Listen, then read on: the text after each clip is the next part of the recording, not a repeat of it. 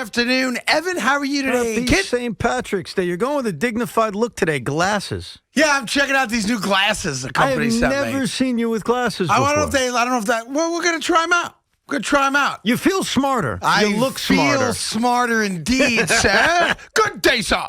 Yes, I'm going to talk with a British accent all day. Because when you talk with a British accent, you sound a little bit smarter than you really are. You can't get through 2 minutes talking with a British accent. I couldn't get through 10 seconds. Okay. No, it's not my top line accent. No, to do. your top line accent is old man.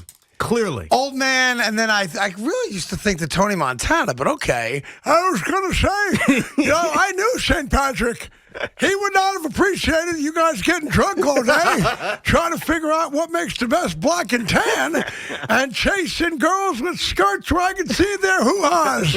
Anyway, today is St. Patrick's Day, which is a very important day for us. Not because it's a celebration of all things Irish, but today is the day. Today's the day. Today is the day that I said long ago, back in December and January and February, that I can't wait for March 17th. Because it was the day that all would wear green in celebration of Deshaun Watson becoming a New York Jet. It also is the anniversary of when the New York Jets made their deal to move up in the draft to get Sam Darnold. Sure. You may remember that. I remember that Saturday very well. So today is the day. Today is the day I expect the New York Jets. I don't care what, I respect Ian Rappaport a great deal. He's very good at what he does. I don't buy the notion that's out there now, which from Ian Rappaport is the Houston Texans have told everyone, stop calling. We ain't trading him. I don't buy that.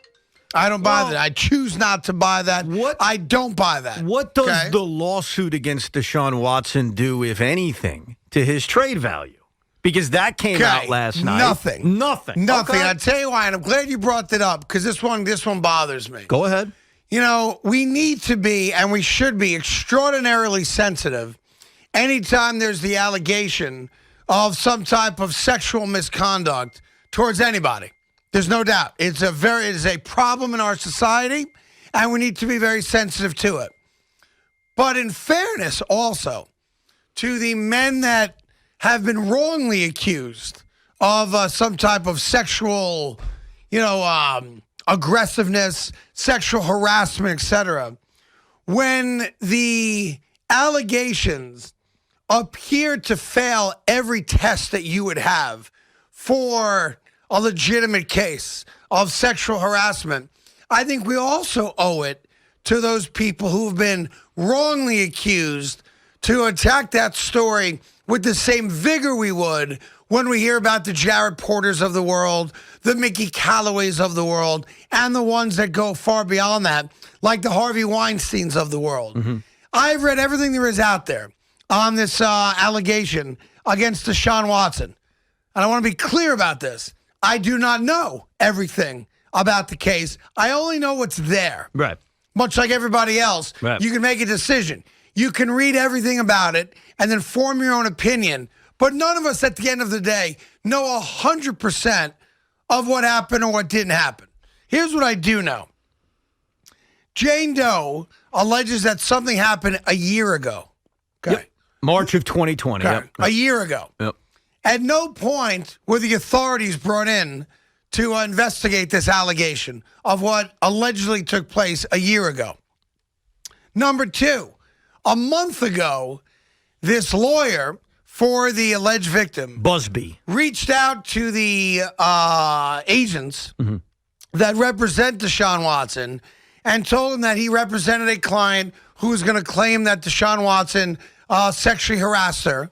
But he can make it all go away right now for $100,000. That reeks of not being real to me. And that's just my sensibility. For a woman that has gone through what this woman claims to have gone through, and it allegedly happened a year ago. Now, I'm not going to argue the time frame between when it allegedly happened and when a woman finally has kind of the feeling of it's okay now to come forward. We know historically that victims of sexual harassment sometimes never come forward, sometimes do need months and months and months to process what took place before they have the courage and are brave enough to come forward. But when your first step forward is hiring this particular lawyer who is a attention whore, and that's not my opinion, that's fact. No. There's Okay. all you got to do is look at his history. I think he put up a billboard trying to convince the Houston Texans to draft Johnny Manziel and bragged about being the neighbor of Cal McNair. And when the first step is, hey, look, give us $100,000 and we won't say nothing. That is not how a victim behaves, in my opinion. Now, I know there's all sorts of types of victims and people react differently. But when your first move is 11 months or 10 months after this alleged incident happened, when your first move is, give me money and I won't say anything. In other words, a blackmail situation. I think you lose a lot of credibility when it comes to the accusation itself. Yeah. So I don't believe it. I don't believe it. I read, and I hope I'm right, because if I'm wrong, it means that an innocent woman was victimized Right. In a very personal situation, giving a guy a massage. I don't buy it. And I don't buy it not because it's not possible. I don't buy it because when your first move nearly a year after the incident happened was, let me go get $100,000 and I won't say anything. That to me reeks of a situation that never happened. Well, I was reading two things that jumped out at me. Number one, what the lawyer said, what he posted on Facebook, and then the lawsuit and the accusations against Deshaun Watson. This can be answered. There are supposedly text messages. There are supposedly direct messages on social media, and you would hope there's a security camera. If that's produced, then we'll know. Yeah. Then we'll know if it happened or not. But the mistake, I think, is that this lawyer's statement was all about him. Right. And that did jump out at me. I'm a Marine. My father did this. My mother drove a school bus. It's all about him. This has nothing to do with a lawyer. If this happened, it has everything to do with an innocent woman. That's what it's about. Yeah. And yet that statement was all about him. So, look, sometimes I guess a bad lawyer or a really good lawyer can change your view on a case. Yeah. My first reaction reading it was, who the hell is this guy? And here's my other I'd belief. fire his ass if I'm the woman and this really happened to me, because he's out there talking about, my mama drove a school bus. My father did this. I did this. I did that. Dude, this ain't about you if this happened. Right. It's about the alleged victim. I don't believe there is a victim in this case. And I think we owe it to a guy who may be wrongfully accused of a heinous crime. This is not I know it's a civil suit. Sure. This is a criminal act he's being accused of. I think we owe it to that person to seek the truth, find out the truth, and if exoneration is the answer, that he be exonerated, and that the person bringing this case against him is actually punished. Oh, of course. I completely agree with you. So as of right now, this has nothing to do with the fact that I want Deshaun Watson to be the starting quarterback of the New York Jets. This is about right versus wrong. And this fails the smell test at every single level. That's the key. That's the key. You hit on something at first, and this is the truth. None of us really know what happened. We weren't there. All we can do when any story like this comes out is follow the facts and follow what we see and read everything. And I agree with you. I mean, unfortunately, the first thing I read is a lawyer who has a history of being me, releasing a statement in which he barely mentions the victim. And that was my first impression about reading about this case. So, look, the truth is none of us know what happened. With text messages, with DMs, maybe with a security camera, we can find out. But the question I have, and it goes back to the original question, is what you said I agree with. We agree with each other. But is every NFL GM going to agree with you? I do. I think so. I do. So you think if you're Joe Douglas or you're Miami, you are still on the phone 100%. saying, you know what?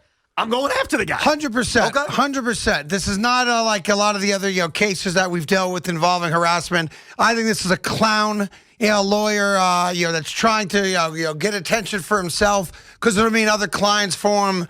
If there was evidence, the evidence would have been, as soon as this woman felt comfortable saying something, the evidence goes to the district attorney. Right. The evidence doesn't go to, hey, give me $100,000 and I won't say anything. That's not how a victim behaves when a victim finally has the courage to come forward.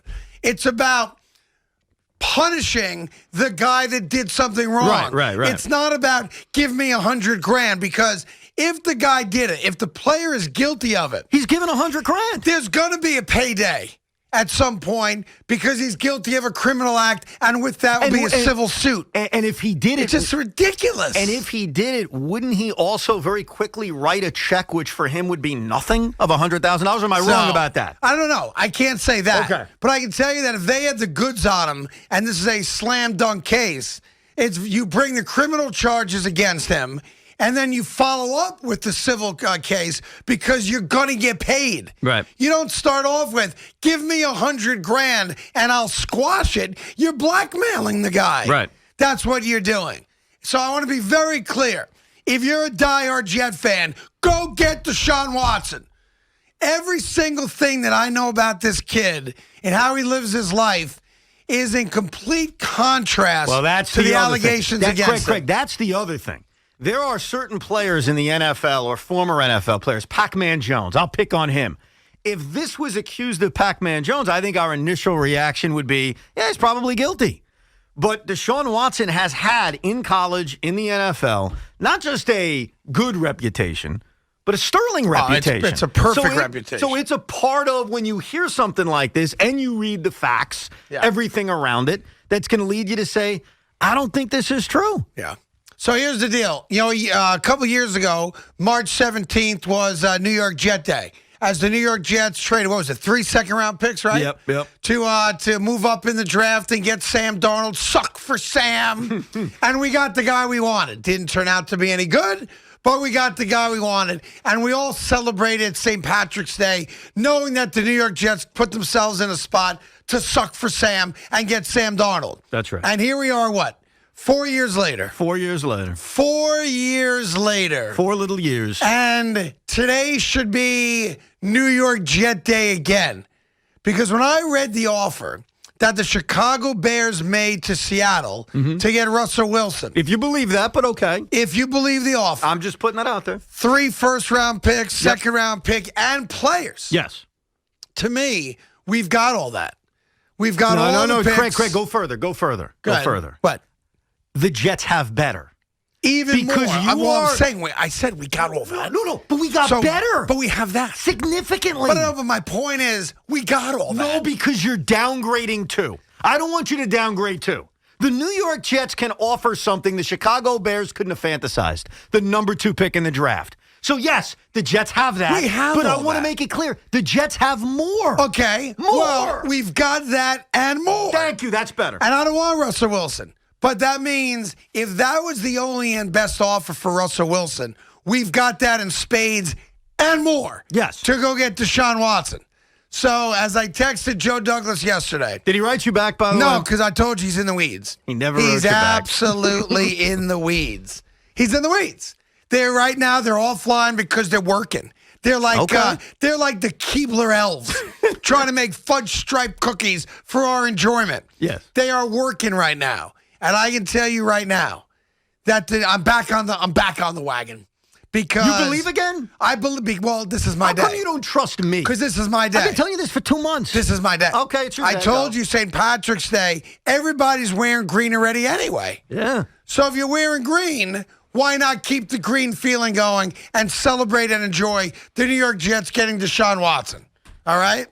That's what you understand? And let me make something very, very clear to you, because I'm very passionate about this. That's why I keep going back to this. When you say what the Chicago Bears offered the Jets have, let me make myself clear. The Chicago Bears' first-round pick this year is 20th. 20th. The Jets' second first-round pick is 23rd. Their first-round pick is second. The difference between a 20 and a 2 is monumental. Monumental. In fact, let's play a game. It's a fun game. Let's say the Chicago Bears called the Jets up and said, we want the number 2 pick. Can you imagine what they would have to give up in conjunction with number 20 overall to get to number 2? Multiple first-round picks. So let us all understand this. Picking second in the first round is monumental. And the only team in the National Football League that can rival this would be the Miami Dolphins, who picked 3rd. That's it. That's the list. So what the Jets have, and this is why I've always been confident, This is why I haven't succumbed to Cartonitis or Robertsitis or any itis you want to come up with. The Jets have the goods. Well, today's our day. Today's our day. And as you know, Craig, yes, in life and in sports, there are winners and there are losers. Good day, sir. And what the Jets have has always been the winning package if they're willing to make it. Well, let's make some noise happen. This is our day. Historically, St. Patrick's Day is our day. It's the day we found out that we had the goods to get Sam Darnold. I know it didn't work out, but we got him. And we're wearing green already today. Where's your green?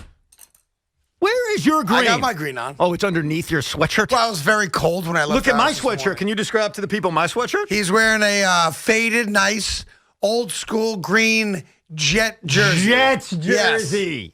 Yes. You have an undershirt that says, "What's dope?" No, it says, "That's dope, you dummy." I can't see it. Yeah.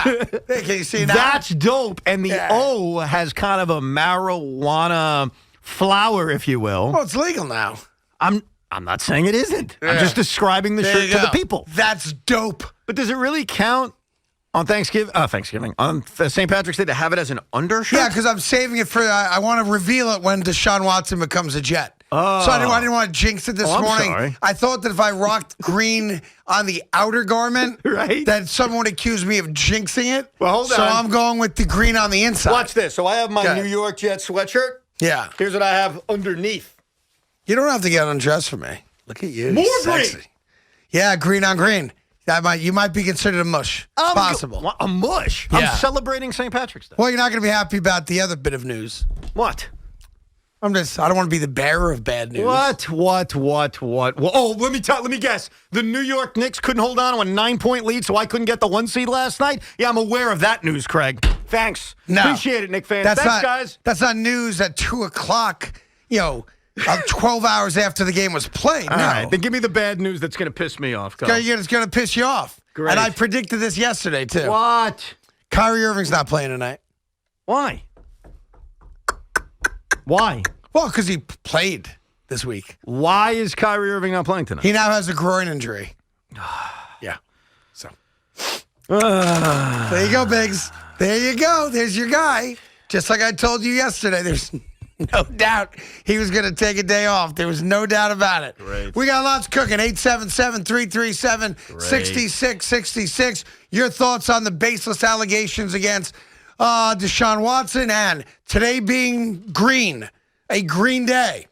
Today being a day filled with green joy. Wouldn't it be the perfect day for the New York Jets to dominate the football landscape and get Deshaun Watson?